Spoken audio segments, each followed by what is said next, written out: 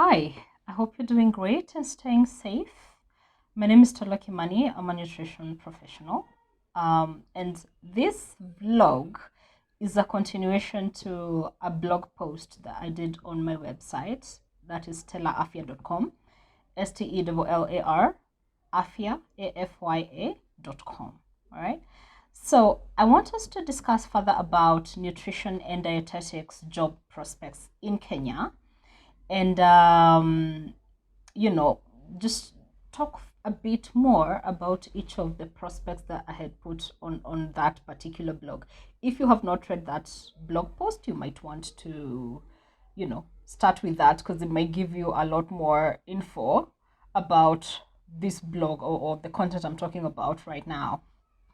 So the first job prospect I talked about is on the clinical side of things, yeah, clinical nutrition and where you can work.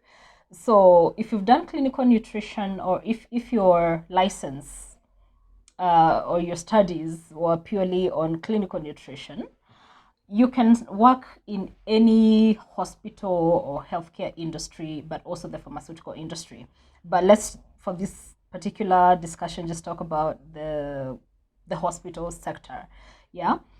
Now, first of all, the first thing you need to look into, as if the clinical nutrition is what you're interested in, is to make sure that you've done units that allow you to practice clinical nutrition, and that is units like anatomy and physiology, medical nutrition therapy, pharmacology, just learning diseases. First of all, starting with the human body, learning medical biochemistry, learning different diseases, how you manage that, but also studying pharmacology because you need to understand drug nutrient interactions. Yeah, because nutrients and drugs either interact positively or negatively. Yeah, they are foods that would hinder certain medicines from or reduce the bioavailability of certain drugs in the body. Therefore, it's important that you actually start by studying the right units right from college or campus. Okay. Now, the second is to make sure that when you study, first of all, one mistake I have seen in the recent past, which is very regrettable and should have never happened, I have seen a lot of young nutritionists studying or specializing. So you study, a lot of them have studied either nutrition and dietetics or food nutrition and dietetics. And then when you go to take the to register with KNDI, which is the national body in Kenya for registering nutritionists and dietitians, that means Kenya Nutritionists and Dietitians Institute, then you decide to specialize and you take either community nutrition or clinical nutrition in terms of licensing. My dear nutritionist, that is a huge mistake. Please do not make that mistake. You're better off taking a license that is a blank check. And I will tell you why. And I mean, I shared my story on how I struggled to get jobs for a very long time. And I had to work in different industries. But there's one thing that allowed me to be, sorry for my lighting, it just keeps misbehaving a bit. But one thing that allowed me to work in different industries is the fact that my license did not really read clinical or community. And if you have to pick one between the two, please pick clinical. Yeah. Personally, right now, I'm working in the NGO sector. And before that, I was in the nutraceutical pharmaceutical industry. And before that, I was in the clinical industry. Now, let me tell you one problem with just taking or specializing in community nutrition. Well, unless you're very sure 100% that that is the direction you want to take in terms of your career.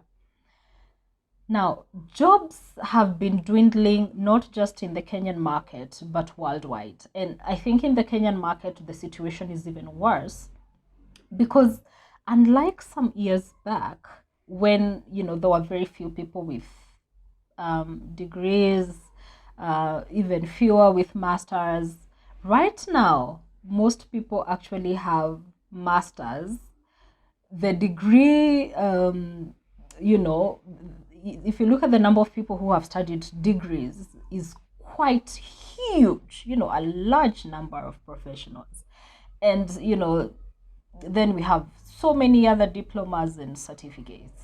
So if you're to specialize in just one thing in an industry that has so many professionals who are completely learned, quite a good number of them, not all, maybe we'll talk about that in another video, because there are some nutritionists out there who give info and you're like, that's not exactly scientific. But anyway, we can cover that in a different vlog.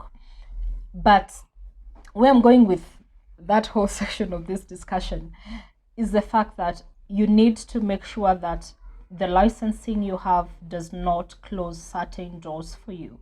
So if you study community nutrition, like it's a done deal, you will not really be able to work in the clinical sector. And the clinical nutrition registration allows you to also work in the nutraceutical stroke pharmaceutical industry. So you see, already those are two industries where you will have locked yourself out of. All right. So if you must choose when you're picking your license, if you must choose, please choose clinical, unless you're absolutely sure you want to specialize at that level.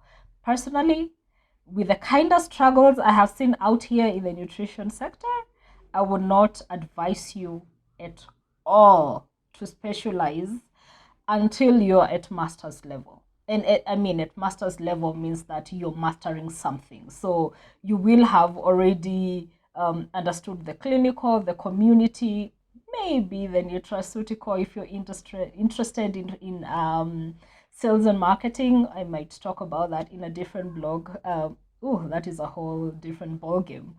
But it teaches you lessons that nobody is going to teach you in school. So I will do another vlog about that. But in the clinical sector, basically, so that I'm not rambling too much in this video, make sure you've studied the right course. Make sure you have done the 1 year internship. I am hoping that the relevant bodies, I know I'm part of one of them, but we're trying to push some of these things. I am hoping that we manage to make sure that nutritionists and dietitians are not just struggling in this country, you know. In Kenya, where you study for such a long time, then you do a whole year of unpaid internship, meaning more financial burden to your guardian or parent, because then, I mean, the 1 year, they're only like, how many hospitals? Last time I checked, there were like 6 or something like that, you know, some ridiculous number out of a whole 47 counties. There are very few hospitals that KNDI has chosen for people to be able to do internship. That means that a lot of people will have to move from where they live to another location to do the internship. Yeah. And that means that your parent or your guardian has to pay for, you know, dig deeper into their pocket to make sure that you're taken care of, that you're putting up somewhere in terms of accommodation, you're feeding, and you're okay. So I think the return on investment for now for the nutrition, the clinical nutrition industry, especially if your parents might be struggling a bit, it's a little dim. I am hoping things improve soon. But I would highly encourage you to mostly go for the clinical option, because even if you don't get a job immediately, one, you can go online and get a lot of, there's so many people, you know, online. And right now with COVID, most people are online, really. And there are so many of them who need nutrition advice. Yeah.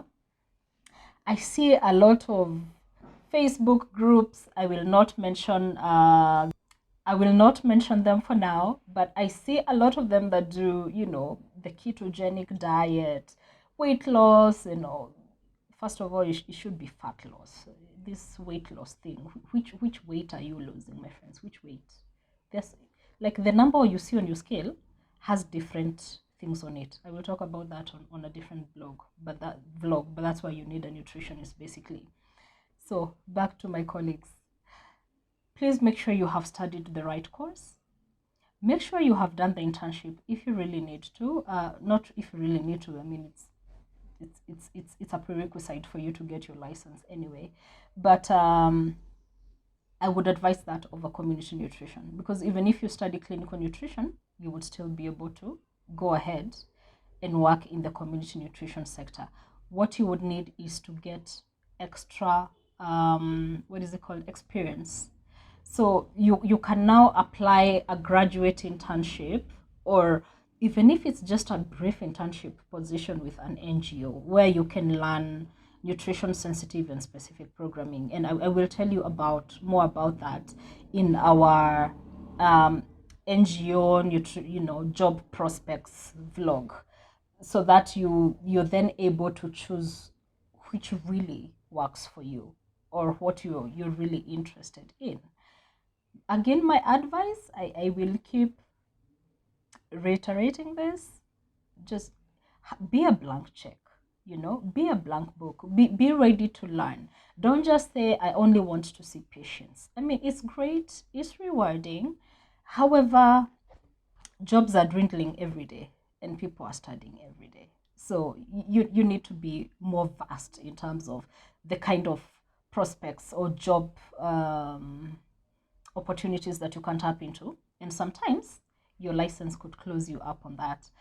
Unless utaweza kuongea, talking your way out of it in interviews, or if you're able to get an opportunity, if you're in community nutrition and you studied the relevant units that you need to practice clinical nutrition, if then you're able to get an internship or some experience opportunity so that you can be able to go and practice clinical nutrition, that would be great. Then you can be able to cross to the other side so you can use experience as a stepping stone for you to be able to get employment in the clinical sector.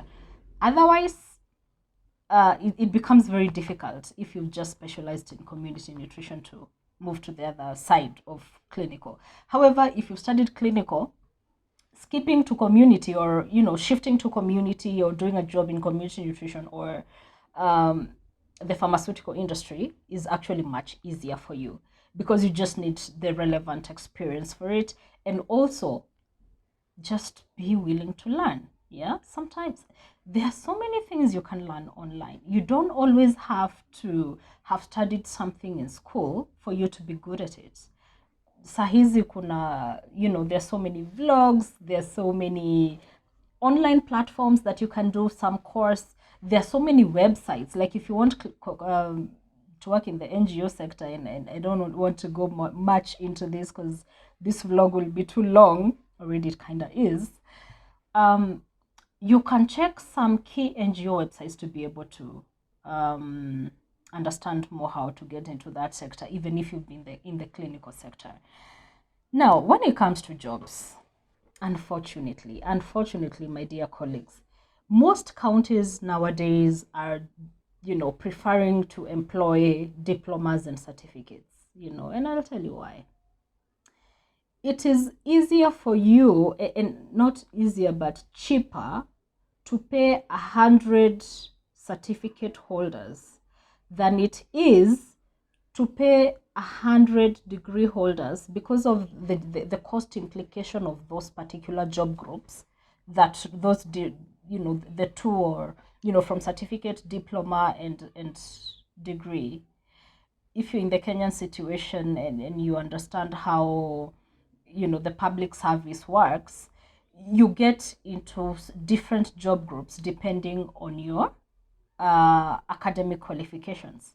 So I think most counties are preferring to employ certificates and diplomas, mostly because of the cost implication on the wage bill.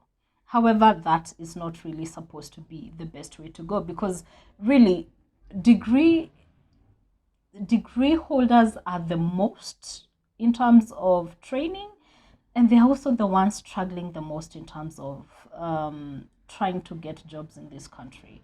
So I'm really hoping that if anybody comes across this and you're in a county public service commission, I really hope that you will understand, or you will try to kind of educate yourself on why you need to employ persons who have studied, different levels of education, because they bring a lot of different things in terms of experience, in terms of skills, in terms of knowledge, and they do need each other really, because what I know for sure, what is taught in most in most campuses or most colleges at degree level is a lot more in-depth, apart from KMTC. I know KMTC really, even their diploma curriculum is really intense, but most other colleges do not really go in-depth into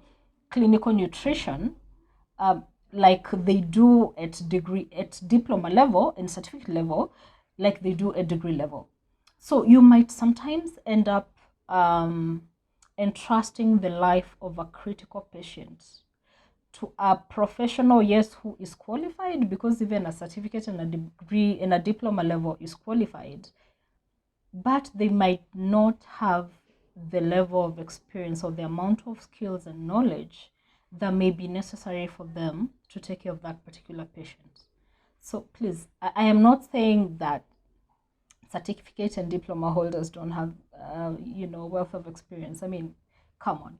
I have interacted in my experience with certificate holders who have way more wealth of experience, yeah, than some degree holders I've come across. So, the certificate does not always correlate with the skills and the wealth of experience. However, what I'm trying to say is everybody is important. Degree, certificate, diploma, master's, PhD, everybody is important. Everybody brings something different to the table. So, guys, first of all, if you're just joining the employment sector, I know this is going to be a bit controversial, but I do not advise you to start with county jobs. And if you do, you can start there, but please have it in your mind that you need to leave at some point. I'll tell you why. I got my first 2 years of experience. I volunteered for a whole year in a, I think at that time there were not yet county hospitals, there were still district hospitals. Yeah, it's some time back for the younger nutritionists and dietitians. Yeah, and by that time they were not really referrals, so even the kind of patients that they would get, for most of them, I just change anyway, but there was not much experience you were getting out of it. By the way, you were mostly a flour dispenser, blended fortified flours, that one. You are mostly dispensing that, or you are at CCC, measuring weights and again still dispensing flour, or at the nutrition clinic where you were either doing counseling or I don't know, mostly it was just kids, yeah, issuing kina RATIF and stuff like that. RATIF is ready to use therapeutic feeds, for those who might be non-nutritionists and somehow clicked on this video. So if, depending on the level of hospital that you start working in, there is a certain limit to the amount of experience you might be able to get when it comes to clinical nutrition. So unless you're extremely fortunate and you're able to go into a referral hospital that has good systems, they have an ICU, they maybe have a HDU, and not many government hospitals have that, apart from the referral, which are very few: MTRH, KNH, Odhaya Teaching and Referral Hospital, KU Teaching and Referral Hospital, Nyeri also has an, a lot of facilities that you can get very good clinical experience.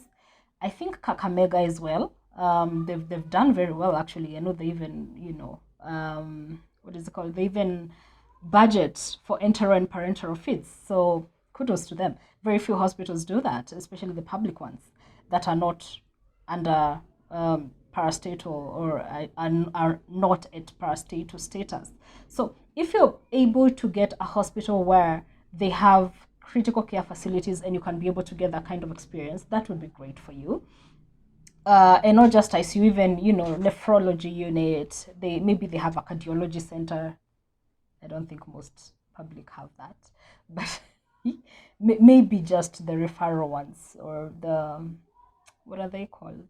The parastatals, Kina KNH, MTRH, and the like. However, so that we are already 20 minutes in, so I need to put an end to this video. What I was trying to say, or what I've been trying to say in my last segment of this is, if you are a young professional, getting a permanent and pensionable job, which I think PSC has changed in the last few years, and now everybody's going to be on contract. But getting a permanent and pensionable job might make you very lazy. And I'm sorry to say this because it might not sit well with some people, but maybe lazy is not the word, but maybe a bit too comfortable. Yeah?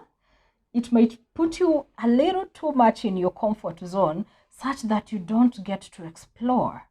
Guys, the nutrition sector is so huge. You do not have to wait for every few years to get a job increment, a salary increment, and you also don't have to just keep.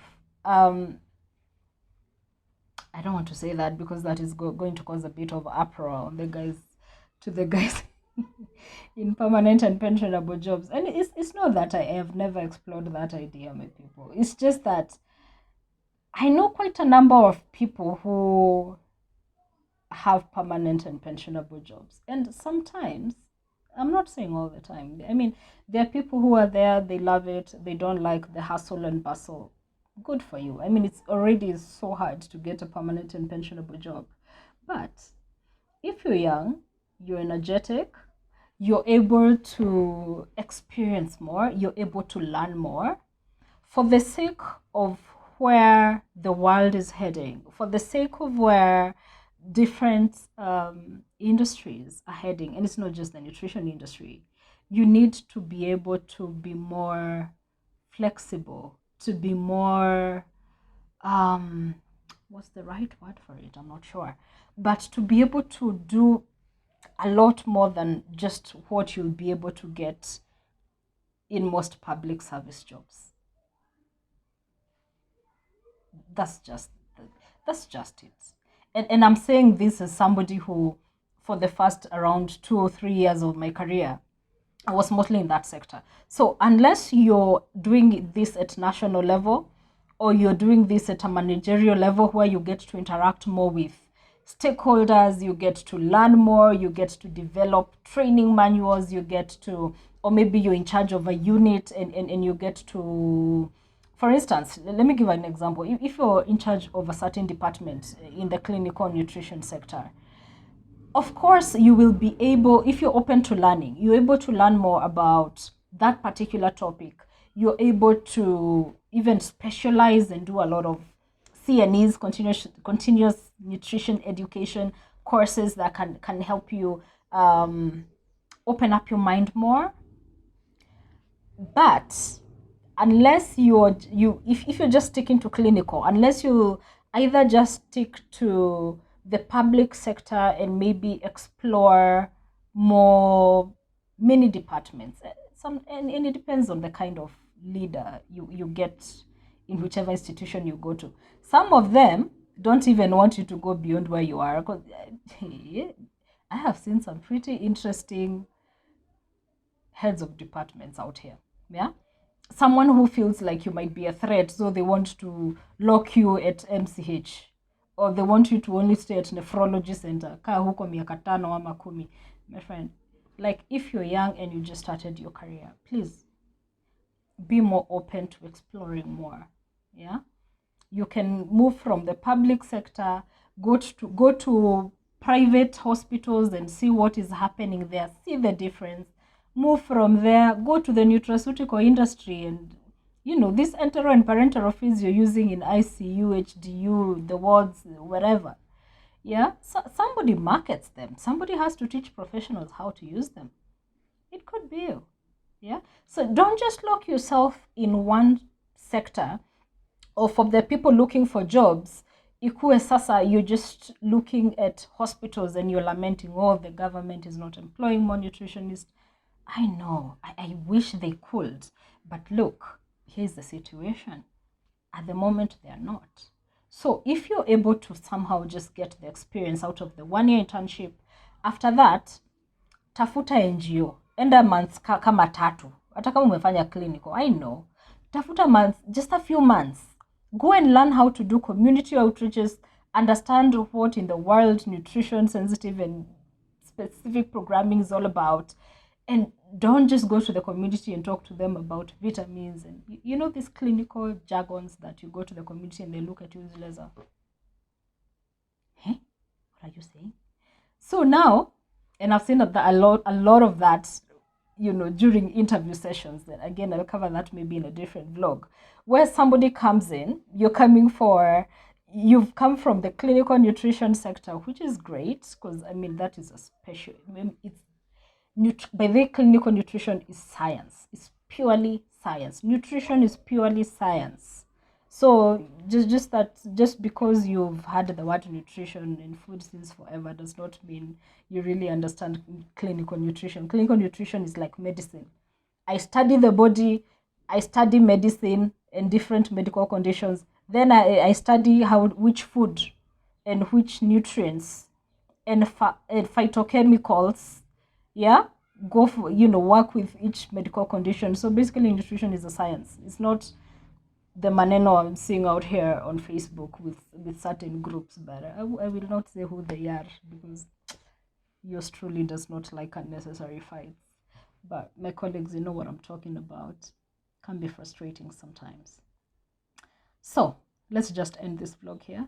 I am not sure if there's something you wanted me to cover under this that I didn't. Please comment in the comment section down below. Subscribe.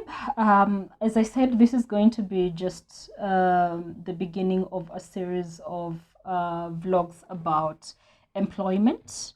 At some point, we are going to discuss, how to even do your applications, because again, I'll make you laugh with some of the things I've seen on application letters. They're interesting, but anyway, I don't blame anybody. I was also once there, had no clue what I was talking about.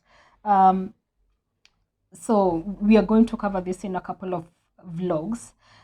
For the people who have been asking for mentorship, I do have a few people I mentor directly. However, because of niko peke yangu, so I may not be able to offer such services directly one-on-one, because if I'm mentoring, it has to be one-on-one. We really need to take the journey together. So I decided to add some vlogs.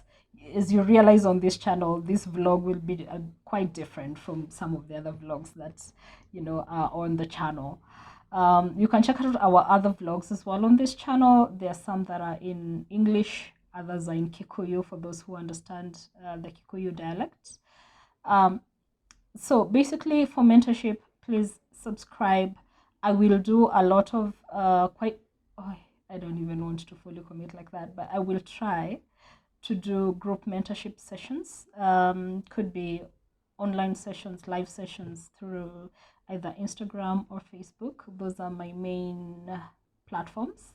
So on Facebook, you can like our page, Nutrition Specialist Stella Afia, or you just Google Stella Afia on Facebook. It should take you to our page. On Instagram, at Stella Afia as well. And on Twitter, that should be at Stella Afia, or my individual page that is not really my brand one, where I do a lot of activism on food and nutrition security and the right to adequate food. That is at Nutritionist KE. So Thank you for clicking on this vlog today. I hope you learned something. Put in the comment section what some of the topics you'd want me to go through, or some of the questions you'd want me to answer, and I will put them down and compile them into a session where we can discuss some sort of a Q&A. All right. However, this vlog is just purely on nutrition and health. All right. So thank you for passing by. Please subscribe. Until the next one, stay safe, stay nourished, and stay healthy. Bye for now.